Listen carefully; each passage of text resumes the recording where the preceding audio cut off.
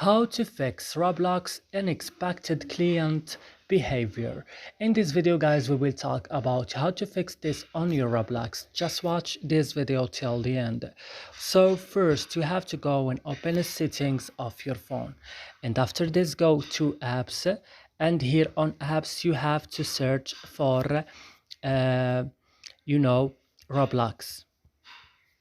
When you found Roblox, just open it like this and then go to storage option.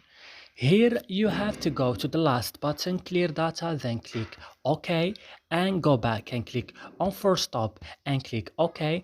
And now what's next guys?